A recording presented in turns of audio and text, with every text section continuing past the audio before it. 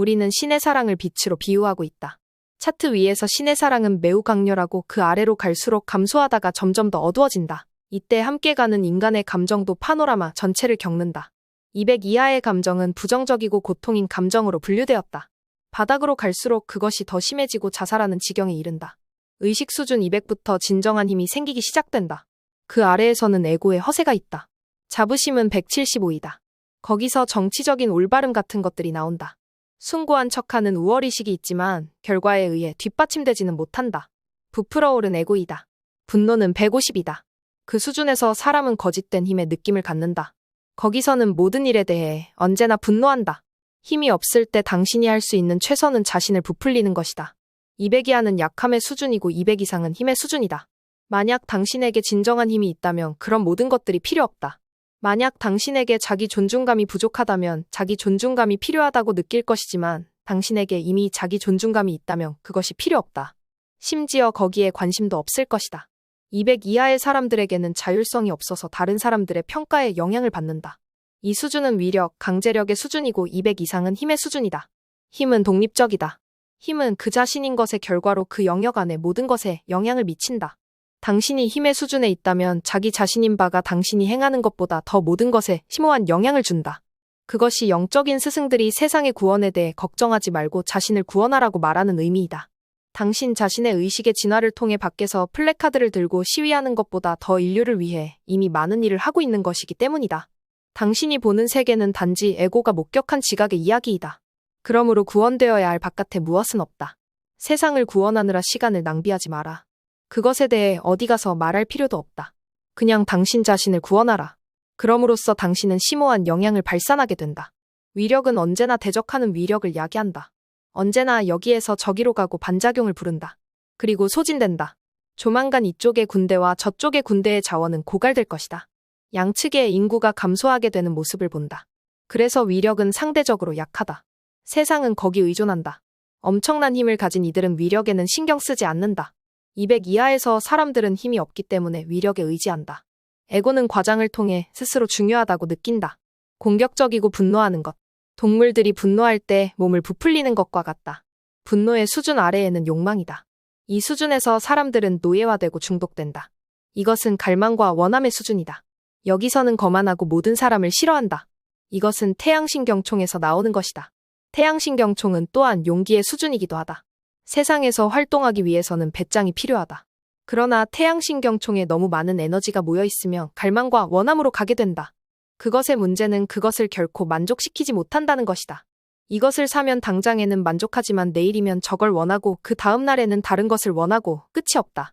그것은 술과 마약, 섹스, 힘, 부에 대한 갈망과 세상의 물건들 같은 것에 대한 중독, 그리고 경험과 새로움에 대한 중독으로 나타난다. 욕망과 원함 아래에 두려움이 있다. 두려움이 장기간 대부분의 세상을 움직이게 한다. 두려워하는 것은 의식의 상태이다. 그래서 그 의식 상태에서는 두려워할 새로운 것들을 계속해서 찾아낸다. 두려움은 신에 대한 믿음이 결여된 것이다. 사람은 절망에 빠져 우울과 절망, 희망이 없는 포기하는 상태로 간다. 그렇게 사람은 무기력과 무감정적이게 된다. 그래서 현재 당신이 어디에 위치해 있느냐보다 당신이 움직이는 방향이 중요한 것이다. 무감정의 상태인 사람들에게 TV는 중요한 가치를 갖는다. 무감정 상태에서 아름다운 것들을 보고 욕망하기 시작한다. 일단 사람이 무감정 상태에서 나와서 욕망으로 올라가면 이제 분노에 도달하게 된다. 분노한 사람들은 언제나 다른 사람들을 선동한다. 분노에서 더 많은 에너지를 넣고 자부심이 시작되면서부터 현실을 직면하기 시작한다. 무감정과 가난에서 벗어나서 내가 원하는 걸 가지기 위해 필요한 것이 무엇인지를 직면하게 되는 것이다. 그게 무엇인지를 아는 사람들에게는 이제 이야기가 달라지게 된다. 그 수준에 있는 사람은 이를 악물고 자신이 일어나도록 강제해야 한다. 그것이 알람 시계가 있는 이유이다. 물론 당신은 핸드폰이나 보면서 침대에 누워있는 것이 더 좋겠지만 이를 악물고 견디는 것이다. 그렇게 사람은 용기 수준으로 올라간다. 200은 매우 중요한 수준이다. 당신이 그 보상으로 돌려받는 것은 force 에너지에서 오는 강제력을 이용하는 것이 아니라 진정한 힘이다. 진정한 힘이 이제 당신의 삶을 완전히 바꾼다. 사람들이 당신에게 반응하는 것이 달라지고 당신의 의도가 세상에 나타나기 시작한다. 이제 당신이 마음에 품는 것이 나타나는 경향이 있다. 그래서 언제나 마음에 무엇을 품을지 조심해야 한다. 이제 그것이 물질화될 수 있다. 당신이 위로 올라가면서 더 강력해지기 때문에 물질화하는 경향이 있다. 의식 수준 20에서는 생존하는데 필요한 것들을 끌어올 충분한 힘이 없다. 에이즈에 걸린 채로 태어나서 6개월 정도 살다가 죽을 것이다. 가난 또한 의식 수준의 반영이기 때문에 돈으로 해결하지 못한다. 그 수준에서는 언제나 가난을 끌어당긴다. 이전의 카르마로 인해 낮은 의식 수준으로 태어나는 사람들이 있다. 만약 전사로서 포로들을 죽이거나 살릴 선택권이 있었음에도 선택으로 그들을 죽였다면 계속해서 빛을 막아버리게 되는 것이다. 그리고 그 존재는 육신이 있든 없든 의식 수준이 35이다. 몸을 가지지 않았다면 아마도 다른 영역에서 지옥을 경험할 것이다. 이 세상에서 물질화되었다면 그런 곳에 태어나게 되어 병에 걸려 일찍 죽는 것이다. 그러므로 영적 작업은 우리가 빛으로 올라가는 선택을 하도록 해주는 것이다. 그것이 영적 작업에서 하는 모든 것이다. 이 척도와 여기서 배우는 모든 것은 여기 있는 모든 사람들의 의식 진화 및 인간 잠재성의 성취라는 의도를 지지하기 위해서 있다. 인간으로 존재한다는 것은 아주 어려운 일이다. 이 행성에서의 모든 생명의 진화를 보면 세균에서 원시적 생명 형태를 거쳐 공룡시대를 통과한다. 공룡시대의 의식 수준은 70이다. 공룡은 오직 다른 존재를 파괴함으로써 생존하는 탐욕스러운 에너지이다. 이후에 진화에서 공룡은 사라지고 초식동물이 출현한다. 완전히 다른 계통의 진화를 보는 것이다. 초식동물은 자신이 살기 위해 다른 생명을 해치지 않는다. 집단적인 인간 카르마가 나타나기 시작하면서 높은 의식 수준의 생명이 나타났다고 말할 수 있다. 크로마뇽인, 네안데르탈인, 호모 에렉투스가 나타났고 마침내 호모 사피엔스가 나타났다. 호모 사피엔스는 아직 많은 것을 의식하고 자각하지는 못했다. 호모 사피엔스는 호모 에렉투스보다는 많이 알았지만 아직까지는 그렇게 영리하지는 않았다. 느리고 고통스러운 진화를 수십만 년 거쳐야 했다. 그러다가 영적 알아차림이 나타났다. 처음 영적 알아차림은 직관적인 것이었다. 특정 사건의 원인을 하늘에 떠있는 별이나 날씨 혹은 보다 심각한 존재인 신에서 찾기 시작했다. 이후 인류의 의식 수준이 더 큰 영적 알아차림으로 진화했고 그렇게 하는 과정에서 신인동영적 신 혹은 원시적인 신이라는 형태를 통과해 나갔다. 마침내 인류는 신이 궁극적인 도덕과 윤리의 상징 그리고 옳고 그름 등 행위의 척도가 되는 지점까지 진화했다. 그리고 심각한 죄책감이 나타났다. 인간의 진화 계통이 동물을 통해 나왔기 때문에 인간이 되는 것은 극히 어렵다는 것을 볼 수 있다. 우리 모두 다 같은 뼈와 피 그리고 살로 만들어진 것이다. 인간의 뇌는 동물의 출현을 기반으로 구조화된 것이다. 우리는 알아차림이 동물 왕국으로부터 와서 점점 복잡해졌음을 알 수 있다. 인간 뇌의 신경 구조로 복잡해진 것이다. 영적 알아차림의 시작이 인간을 가능한 가장 어려운 입장에 놓았다. 당신이 좋든 싫든 당신이 물려받은 뇌의 다양한 구조에 의해 당신을 지배하는 동물의 본능을 가지고 있고 동시에 영적인 알아차림이 있다. 인간은 동물과 영성 사이에서 균형을 잡고 있는 것이다. 그래서 당신은 더 이상 희열을 느끼면서 다른 존재를 난도질할 수 없다. 그렇게 하면 복잡한 죄책감에 빠지게 될 것이기 때문이다. 그리고 법적으로도 책임을 진다. 이제 인류는 가능성의 세계에서 살고 있다. 동물은 가능성의 세계에서 살지 않는다. 사자는 토끼가 도망가는 것을 보았을 때 잡아먹는 것 이외에는 가능한 일이 없다. 사자가 그것 말고 다른 무엇을 할 수 있을까? 토끼에게 동화책을 읽어주지는 않을 것이다. 동물적 측면은 본능적인 것으로 인간의 뇌에 내재되어 있는 것이다. 유전적으로 당신은 요청한 기억도 없이 이 행성에 온다. 아무도 내게 이번에 태어날 것인지 묻지 않았다. 갑작스럽게 여기 있게 되었으며 동물 뇌에 기반한 인간 뇌를 가지고 있다. 지구적 차원에서 본다면 에고는 동물의 진화에서 나온 것이다. 에고는 의식지도의 아래에서는 동물일 뿐이다. 세상은 원숭이 섬과 다를 바 없다. 인간 세상을 지배하는 모든 것들은 동물 세계와 다르지 않다. 에고를 당신의 작은 동물로 보면서 연민을 가질 수 있다. 이기고 싸우고 싶어 한다. 인간의 뇌가 그런 식으로 구조화되었는데 죄책감을 느끼는 것이 무슨 소용이 있는가? 죄책감을 느끼는 것은 아무 소용이 없다. 그것에 대해 슬퍼하는 것도 아무 소용이 없다. 그건 단지 동물일 뿐이다. 사악하고 나쁘다는 식으로 규정되었을 뿐 사실은 동물이다. 판단을 버리고 있는 그대로를 보면 그것의 행동이 당연하다고 말할 수 있다. 에고가 그런 일을 하는 것은 당연하다. 무슨 좋은 일이 생기면 에고가 당장 나설 것을 알고 있다. 영적인 에고가 나와서 나 정말 멋지지 않아? 라고 한다. 그게 그렇게 나설 것임을 당신은 안다. 그것이 영적인 에고가 하는 일이다. 단지 해야 할 일을 하는 것일 뿐이다. 에고는 수백만 년을 거치며 생존하는 법을 배웠던 것이다. 그렇게 해야만 했다.